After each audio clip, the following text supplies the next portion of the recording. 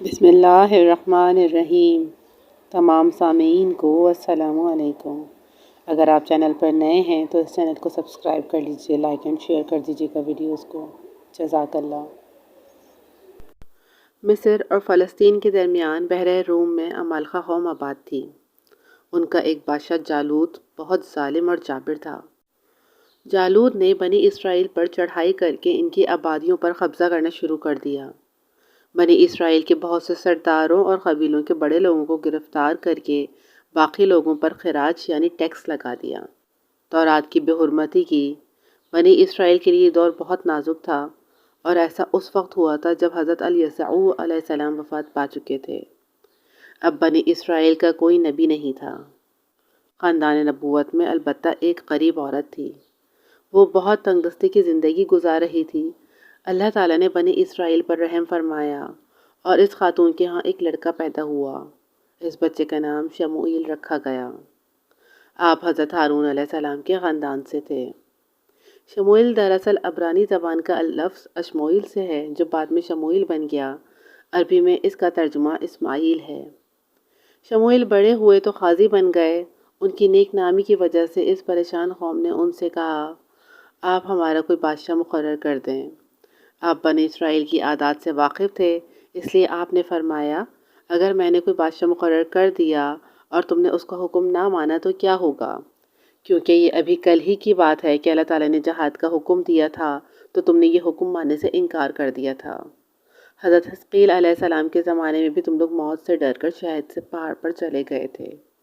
اس کی یہ سزا ملی تھی کہ اللہ تعالیٰ نے تم پر موت طاری کر دی تھی۔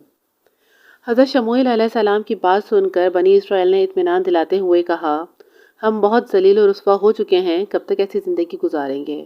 آپ اطمینان رکھیں، اگر ہمیں جہاد کا حکم ملا تو ہم پیچھے نہیں ہٹیں گے، جم کر دشمن کا مقابلہ کریں گے۔ جب انہوں نے پختہ وعدہ کر لیا اور بادشاہ مقرر کرنے پہ بہت زور دیا تو آپ نے اللہ تعالیٰ کے حضور درخواست کی۔ اللہ تعالیٰ نے درخواست منظور کر لی اور انہی میں سے طالوت کو بادشاہ مقرر کر دیا۔ طالوت جسم کے لحاظ سے بھی اور علم کے لحاظ سے بھی ایک مشہور شخص تھا۔ طالوت کا نام سنتے ہی ان لوگوں کا رنگ بدل گیا، یہ بھی نہ سوچا کہ ابھی وہ کیا وعدہ کر چکے ہیں، اور کہنے لگے، یہ تو غریب ہے، یہ کیا حکومت کرے گا؟ آپ کو چاہیے تھا ہم میں سے کسی مالدار آدمی کو بادشاہ بناتے۔ اس پر شموئیل علیہ السلام نے فرمایا، میں تو تم سے پہلے ہی کہہ رہا تھا کہ اگر میں نے تم پر کسی کو بادشاہ مقرر کر دیا تو تم اس کی مخالفت کرو گے، اور یہی ہوا۔ اللہ نے تمہارے مقابلے میں اسی کو پسند فرمایا ہے، اسے علم بھی دیا ہے اور قد و قامت بھی۔ اللہ جسے چاہتا ہے سلطنت عطا فرماتا ہے، اللہ تعالیٰ بڑا جاننے والا ہے۔ اب بھی وہ قوم اپنی خود سری سے باز نہ آئی اور کہنے لگی، اگر آپ نے اللہ کے حکم سے اسے بادشاہ بنایا ہو تو اس کی صداقت کے لیے ہمیں کوئی نشانی دکھائیں۔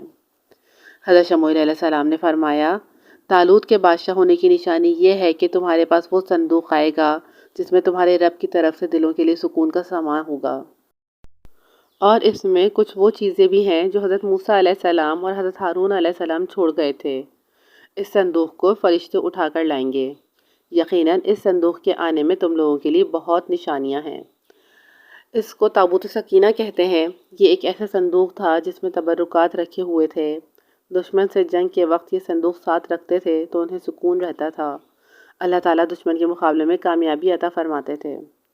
جالوت نے جب بنی اسرائیل پر غلبہ حاصل کیا تھا تو یہ صندوق بھی ساتھ لے لیا تھا، اسی لیے بنی اسرائیل کے حوصلے پست ہو گئے تھے۔ اب جب اللہ تعالیٰ کو منظور ہوا کہ وہ صندوق پھر سے بنی اسرائیل کو مل جائے تو اس کی صورت اللہ تعالیٰ نے یہ فرمائی کہ کافر لوگ اس صندوق کو جہاں رکھتے وہاں وبا پھوٹ پڑتی۔ اس طرح دشمنوں کے 5 شہر وبا کی وجہ سے خالی ہو گئے۔ اب کافر لوگ اس صندوق کو منحوس خیال کرنے لگے۔ ان کے دلوں میں اس کی نفرت بیٹھ گئی۔ تنگ آ کر انہوں نے اسے 2 بیلوں پر لادا اور انہیں دھکا دیتے ہوئے طالوت کے دروازے تک پہنچا گئے۔ بنی اسرائیل نے اس صندوق کو دیکھ کر طالوت کی بادشاہت کو قبول کر لیا۔ اب طالوت نے جالوت سے جنگ کی تیاری شروع کر دی۔ ایسے میں انہیں خیال آیا کہ جنگ بہادر آدمی لڑ سکتا ہے، جب وہ جان کی بازی لگا کر لڑتے ہیں تو تب اسے فتح کی صورت نظر آتی ہے۔ لڑنے والے بزدل ہوں یا منافق ہوں تو چاہے ان کی تعداد کتنی ہی کیوں نہ ہو، شکست ہو جاتی ہے۔ اس لیے طالوت نے سوچا، جنگ سے پہلے ان لوگوں کا امتحان لے لیا جائے۔ امتحان میں جو لوگ کامیاب ہوں گے انہیں ساتھ لے لیا جائے گا۔ آخر میں طالوت حملہ کرنے کے لیے نکلے۔ موسم بہت گرم تھا۔ انہوں نے لشکر سے پہلے ہی کہہ دیا تھا کہ جو لڑنا چاہے وہ ہمارے ساتھ چلے، ورنہ ہمیں ضرورت نہیں۔ اس طرح 80,000 آدمی آپ کے ساتھ ہو گئے۔ اب طالوت نے ان کا امتحان لیا اور ان سے کہا، ہمارے سامنے ایک نہر ہے، تم اس نہر سے پانی نہ پینا۔ جو پانی نہیں پیے گا وہ ہمارے ساتھ چلے گا، اور جو پی لے گا ہم اسے ساتھ نہیں لے جائیں گے۔ ہاں، چلو بھر پانی پینے کی اجازت ہے۔ اس واضح حکم کے باوجود بہت تھوڑے سے آدمیوں نے چلو بھر پانی پیا۔ باقی لشکر نے بے صبری کا مظاہرہ کیا اور خوب پانی پیا۔ اب جن لوگوں نے چلو بھر پانی پیا تھا، اللہ تعالیٰ نے ان کی تو پیاس بجھا دی، اور جنہوں نے خوب پانی پیا تھا ان کی پیاس بڑھتی چلی گئی اور ان کے لیے آگے چلنا مشکل ہو گیا۔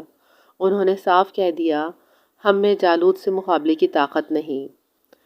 اس طرح وہ لوگ لشکر سے الگ ہو گئے۔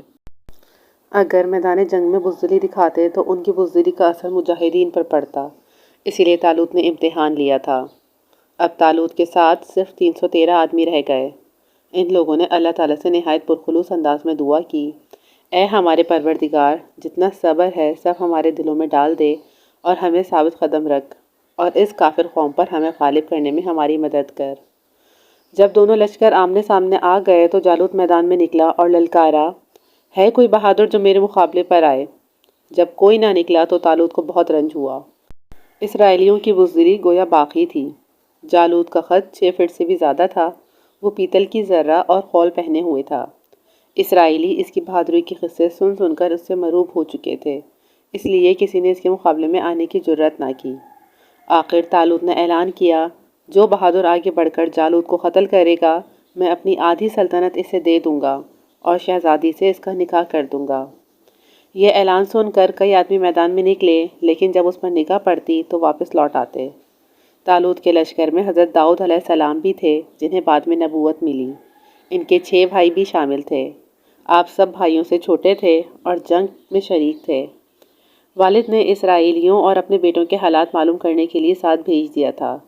راستے میں آپ کو 3 پتھر پڑے ملے۔ اللہ کے حکم سے ان پتھروں نے داؤد علیہ السلام سے کہا، اے داؤد، تو ہمیں اٹھا لے، ہم جالوت کو قتل کر دیں گے۔ آپ نے وہ پتھر اٹھا لیے اور میدان میں پہنچ گئے۔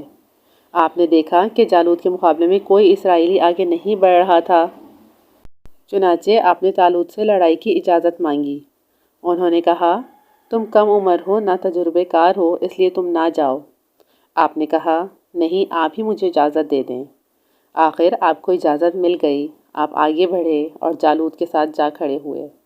اس نے آپ کو بچہ سمجھ کر کوئی اہمیت نہ دی، کہنے لگا، کیوں اپنی جان کے پیچھے پڑے ہو؟ میرے سامنے سے ہٹ جاؤ۔ آپ نے کوئی جواب نہ دیا اور وہ پتھر اسے اٹھا کر دے مارے۔ اس کا سر پاش پاش ہو گیا۔ اس کے مرتے ہی جنگ کا پاسا پلٹ گیا۔ جالوت کے 1,00,000 فوجی میدان سے بھاگ نکلے۔ طالوت حضرت داؤد علیہ السلام کے اس کارنامے سے بہت خوش ہوئے۔ انہوں نے شہزادی کی شادی آپ سے کر دی اور آپ کو حکومت میں شامل کر لیا۔